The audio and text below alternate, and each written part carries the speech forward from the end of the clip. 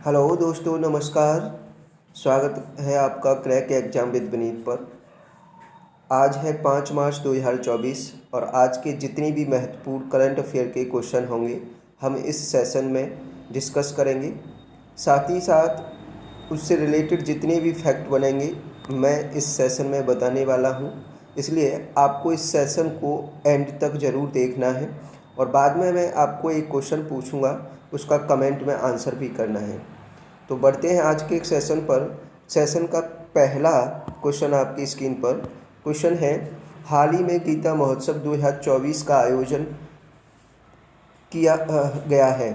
तो हाल ही में गीता महोत्सव 2024 का आयोजन कहाँ किया गया है? तो आंसर है श्रीलंका में।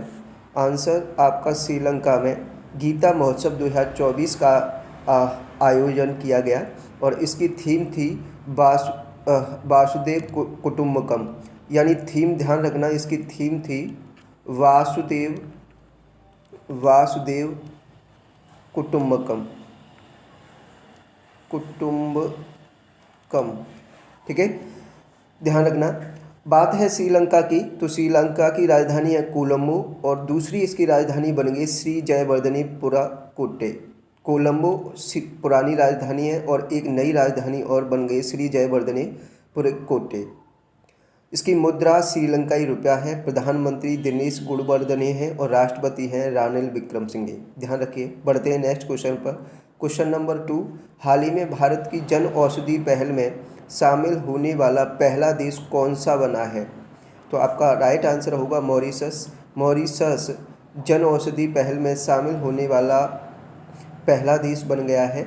और बात है मॉरिशस की, तो मॉरिशस की राजधानी है पोर्ट लुइस। मुद्रा है मॉरिशस रुपया और यहाँ के प्रधानमंत्री हैं प्रविंद्र जुगनौथ। ध्यान रखिए। बढ़ते हैं नेक्स्ट क्वेश्चन पर। क्वेश्चन नंबर 3, हाल ही में किस राज्य में नव पाषाण युग के बच्चों की कब्रगाह की खोज हुई है? आपका राइट आंसर होगा तमिलनाडु। तमिलनाडु में नव पाषाण युग के बच्चों की कब्रगाह की खोज हुई है। और तमिलनाडु की बात है तो तमिलनाडु की राजधानी है चेन्नई। यहाँ के मुख्यमंत्री हैं M.K. स्टालिन तथा राज्यपाल हैं यहाँ के R.N. रवि। याद रखिए। बढ़ते हैं नेक्स्ट क्वेश्चन पर। क्वेश्चन नंबर 4, हाल ही में राष्ट्रीय जन्म दोष जागरूकता माह 2024 किसके द्वारा लॉन्च किया गया है? तो राइट आंसर है नीति आयोग। नीति आयोग के द्वारा जन्म दोष जागरूकता माह 2024 लॉन्च किया गया है।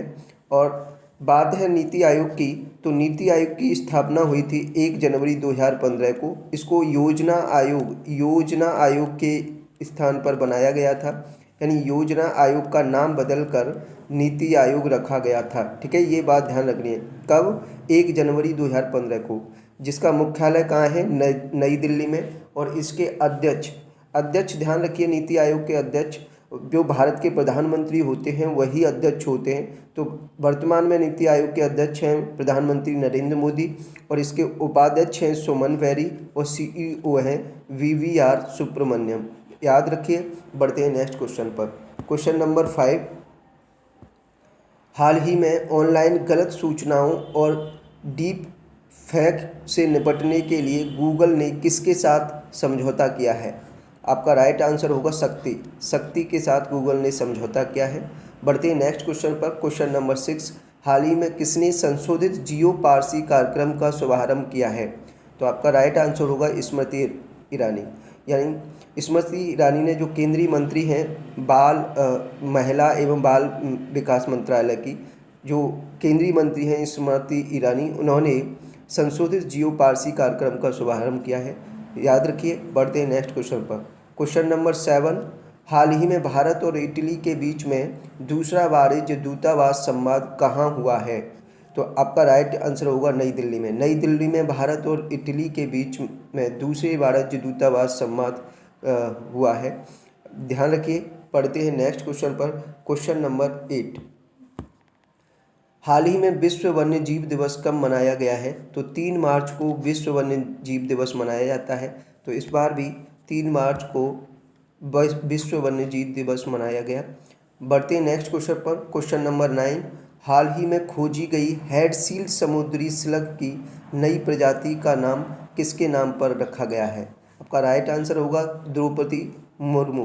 राष्ट्रपति जो भारत की वर्तमान राष्ट्रपति हैं द्रौपदी मुर्मू, उनके नाम पर एक सील समुद्री स्लग की नई प्रजाति खोजी गई है, उसका नाम रखा गया है।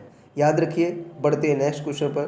क्वेश्चन नंबर 10, हाल ही में कहाँ हाफ मैराथन दौड़ का आयोजन किया गया है? तो हाफ मैराथन दौड़ का आयोजन हरियाणा में किया गया है। आपका राइट आंसर होगा हरियाणा। हरियाणा की बात है तो हरियाणा की राजधानी है चंडीगढ़, मुख्यमंत्री हैं मनोहर लाल खट्टर और राज्यपाल हैं बंडारू दत्तात्रेय।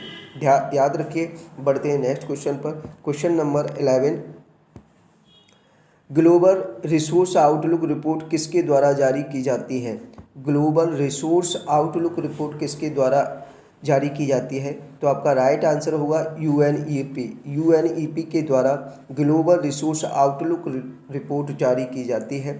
और बात है यूएनईपी की, तो यूएनईपी की स्थापना जो हुई थी 5 जून 1972 को हुई थी, जिसका मुख्यालय नैरोबी केन्या में है। जिसका मुख्यालय नैरोबी में है, जो केन्या देश में पड़ता है।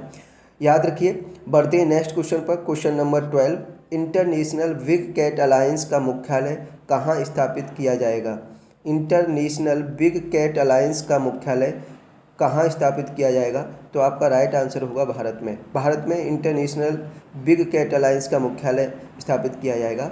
और इंटरनेशनल बिग कैट अलायंस से संबंधित एक और मैंने फैक्ट बताया था कि हाल ही में इंटरनेशनल बिग कैट अलायंस के लिए केंद्रीय मंत्रिमंडल ने कितने रुपए की बजट पास किया है? तो आपको बताया गया था कि 150 करोड़ रुपए का बजट पास किया है भारतीय केंद्रीय मंत्रिमंडल ने इंटरनेशनल बिग कैट अलायंस के लिए। और इसका मुख्यालय कहाँ स्थापित किया जाएगा? भारत में। याद रखिए। बढ़ते हैं नेक्स्ट क्वेश्चन पर। क्वेश्चन नंबर 13, हाल ही में बीएसएफ की पहली महिला स्नाइपर कौन बनी है? पहली महिला स्नाइपर कौन बनी है? तो आपका राइट आंसर होगा सुमन कुमारी। सुमन कुमारी बीएसएफ की पहली महिला स्नाइपर बनी है। बात है बीएसएफ की, तो बीएसएफ की जो स्थापना हुई थी वो 1 दिसंबर 1965 को हुई थी, जिसका मुख्यालय दिल्ली में है और इसके अध्यक्ष हैं नितिन अग्रवाल। याद रखिए। ये थे आज के करंट अफेयर के महत्वपूर्ण क्वेश्चन। कमेंट में लिख के ज़रूर बताइए कैसा आपको सेशन लगा, कैसा कंटेंट लगा।